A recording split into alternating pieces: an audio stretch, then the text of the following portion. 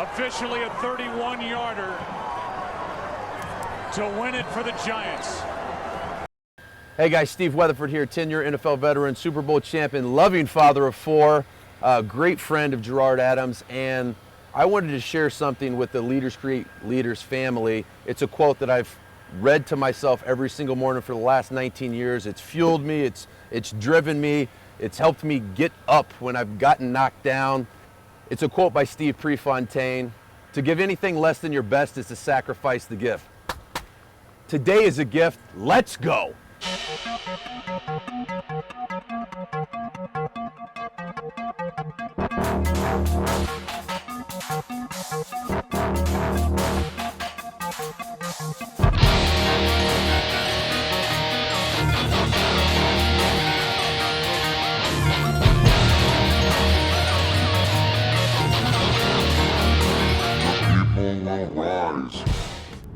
So come on, let's get inside the MetLife Stadium. Let's meet up with Steve Weatherford, the hero, the Super Bowl champ, the father, the husband, the fitness expert. I mean, this guy is a rock star, and I appreciate him being a true friend and motivator to all of us. And let's see how he whoops my ass in there, hitting those bleachers. Definitely got to get into some fitness gear, but we out. Let's go. MetLife Stadium, Steve Weatherford, episode 12, Leaders Create Leaders. Let's go. That's it. We stay winning. Super Bowl rings.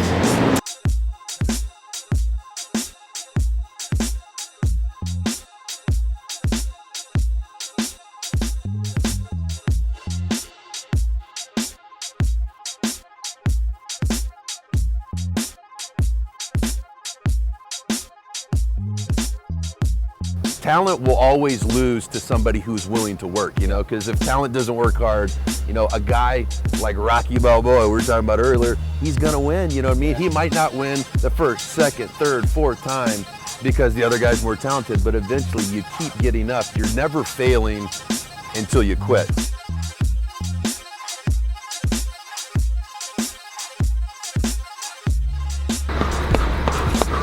Freaking earn the breakfast, man, earn it. Earn that bacon and eggs, Gerard. Come on, Jay! Hey, keep pushing. Hey, keep pushing!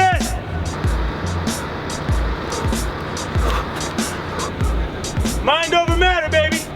Being 108 pounds, I was the skinniest kid in school.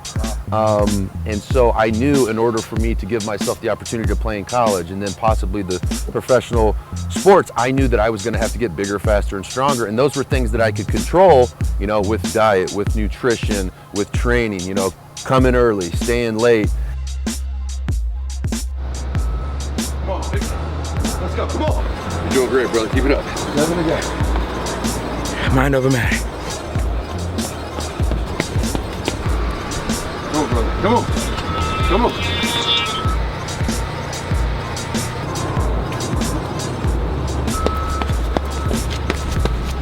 I bought a ticket for this show. I'm his biggest fan. Let's go, G. You got one more. One more to make 20. I paid good monies for these seats, Gerard. Give me a good show. There he goes. Come on, brother. Finish strong. Oh, man. It works. It works. He might go puke, but he works. I'll tell you what. He's welcome to join me anytime. Might be his last visit, but he's welcome anytime.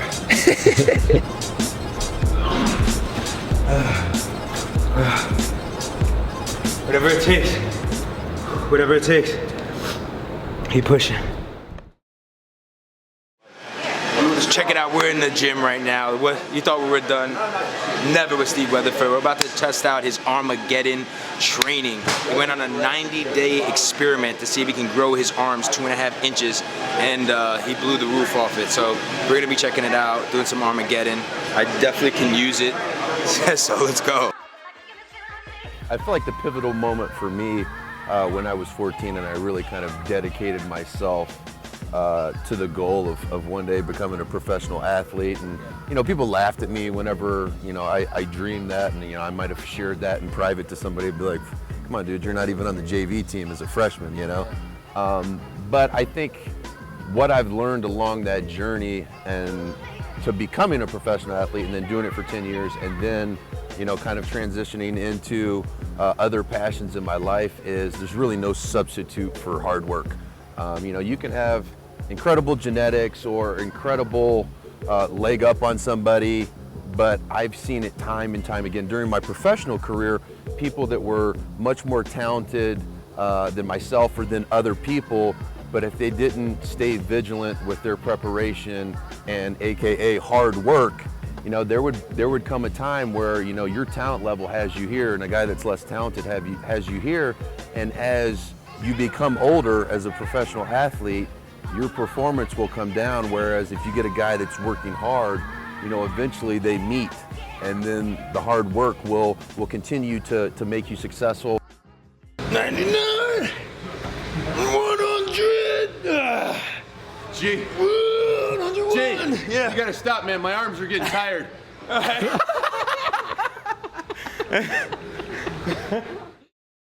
What were some moments in your life where you were like down and out, or maybe you had a tough choice in your life where it could have went one way, but you ended up going another, or you had to really bounce back?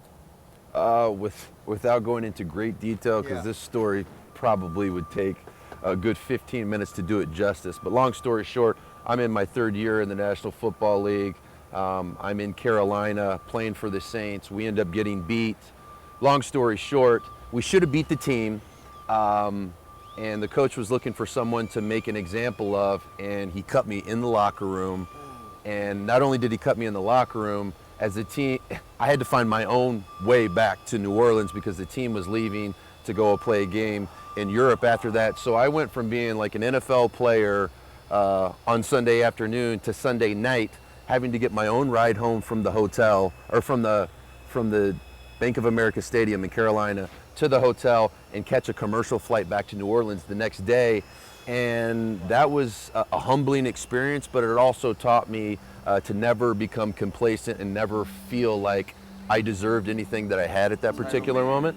And then it kind of recalibrated me, recalibrated my mindset to be thankful and show gratitude for every day, every opportunity I had to come onto the football field, because at that point I was 26 years old. I'd been in the league for 3 years. I'd gotten a little bit comfortable, but like, feeling myself a little bit, drinking the Kool-Aid. You know what? Hey, I am one of the best in the world, and I was.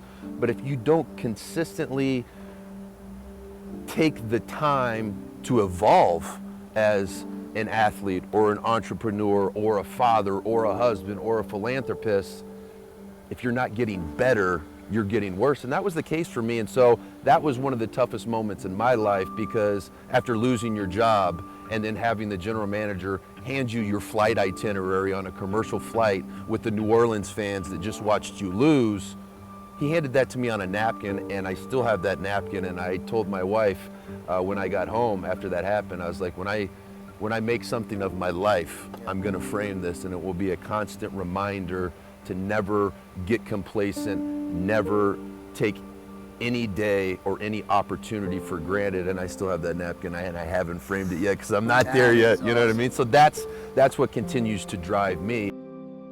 So check it out. We're going to go into a life-changing moment that happened in Steve's life that he doesn't talk about too rarely. It was the moment when his car completely hydroplaned, hit the side of a highway, and he almost got killed. He barely was conscious enough to get out of the car, call the police before another car slid right into him and crashed into his car, could have killed him and knocked the person out in the other car. He was able to save that guy's life. But what's crazy is that the night before, his daughter was just born.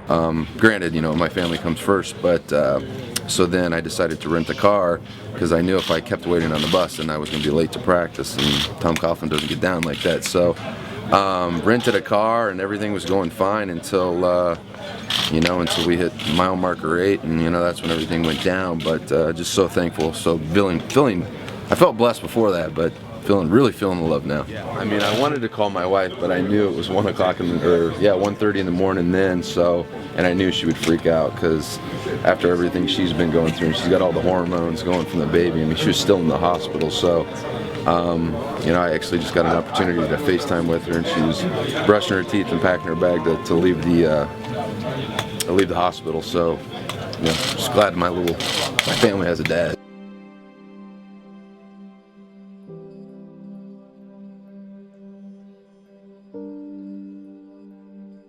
Thank goodness that he's okay. Yeah, that was a scary thing. No, I didn't. As a matter of fact, we were well into meetings when I found out about it, so I'm sure they all know about it by now. But difficult thing to talk about, to be honest with you. Anything can happen to any one of us at any moment, and you can't take life for granted. And that's something that Steve lives and breathes, which is be grateful. Be grateful for what life has given you. This quote is something that I've almost read to myself every morning I'm 33, for the last 19 years. To give anything less than your best is to sacrifice the gift. And I feel like we all have gifts. And I feel like part of your journey in life is identifying what your gift is and then sharing it with people. And I've never really felt like my gift was playing sports or playing football or working out. It was sharing my passion and my motivation and what drives me. Kind of what we're doing here right now. I don't want my legacy. I don't want when I die. I don't want people to think about what I did when I was on a football field or what I did when I was in a weight room. I want them to think about, man, I'll tell you what, Steve Weatherford, he was a guy that squeezed every ounce of talent, ability, and opportunity he had out of the time that he spent on this earth. And if I could impart like one character trait that I've developed or one life skill or life habit that I've developed in my own life, it would be my work ethic. If I could give one thing to my son, it would be my work ethic. So Steve talks about two key things that you can control in life, your attitude and your effort. That's something that his grandfather told him. So remember, in life, every single day, be positive, work hard, and anything is possible, and Steve is a true testament to that. Again, the Super Bowl champ inside and outside of the stadium. Honestly, my favorite part of playing in the NFL was running out of the tunnel and having the smoke and coming out here and hearing the crowd and kind of smelling game day. You know what I mean? Smelling the hot dogs and the hamburgers from people cooking out in the parking lot. It's just, you know, that's something that I'll never forget and I'll cherish for a really long time. Hearing the national anthem right before the game. You know, it's things like that. Like when I hear the national anthem right now, it takes me back to game day.